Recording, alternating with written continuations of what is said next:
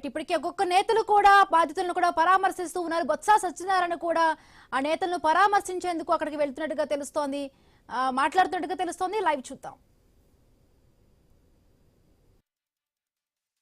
మాకందరికి మా పిల్ల బావ బాగుంటారు, మా ఫ్యూచర్ బాగుంటుందని ఎంతో ఆశపడుతున్న నేపథ్యం.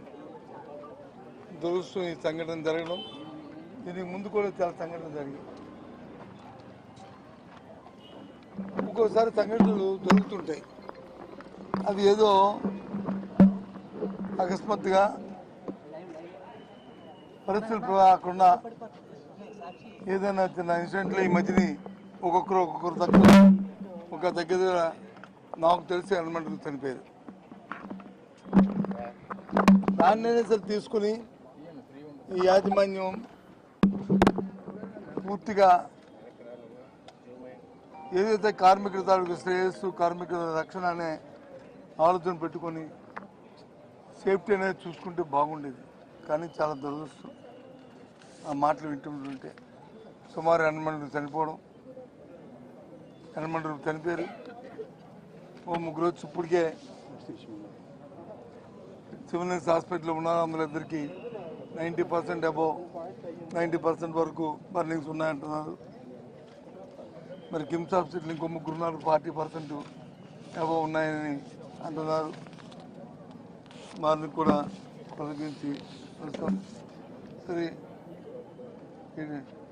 మరి గిట్టిన వారిని ఎవరైతే చనిపోయిన వారిని మనం తేలేం, కానీ ఆ కుటుంబానికి మా ప్రకారమైన సానుభూతిని తెలియజేసుకుంటున్నాం. కానీ ప్రభుత్వం నిర్లక్ష్యం,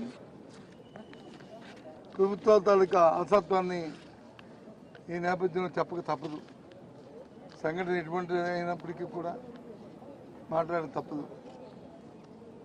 ఒకటే కాన్సెప్ట్, ఈ కూటమి ప్రభుత్వం వచ్చిన దగ్గర నుంచి కూడా ప్రైవేటీకరణ చేయాలి, స్టీల్ ప్లాంట్ వచ్చి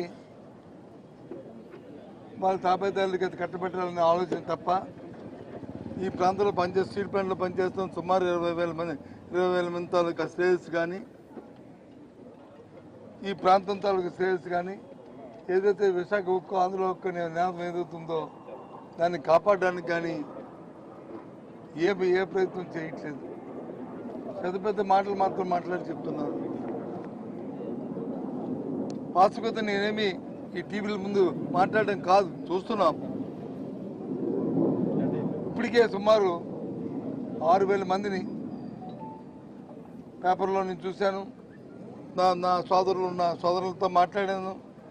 మరి మీ అందరం కూడా యూనియన్ లీడర్స్తో మాట్లాడాము, వాళ్ళ మాటలు కూడా విన్నాము.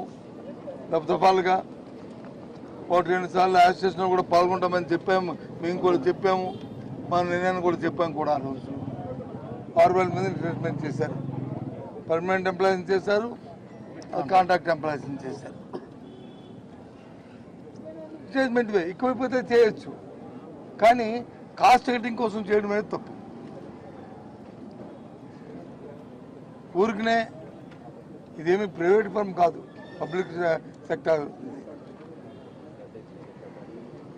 దానికి తోడు ఏదైతే పని చేస్తే పనికి తగ్గ వేతనం ఇస్తామనేది భారతదేశంలో ఏ కంపెనీలో కూడా లేదు.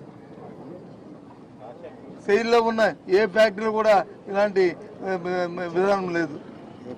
ఒక్క విశాఖపట్నం ఉంది. ఏం చేస్తుంది రాష్ట్ర ప్రభుత్వం? కార్మికుల నష్టం వస్తే కార్మికుల శ్రేయస్సు గురించి ఆలోచించవలసిన బాధ్యత కానీ లేదా? ఎంతసేపు కూడా లేనిపోయిన పబ్లిసిటీ చేసి ప్రాణాలని పణంగా పెట్టుకుంటూ ప్రాణాలని తీసుకోవడం, వాళ్ళు ఏమైనా వచ్చి మాట్లాడితే వాళ్ళని ఎగతాళి చేయడం,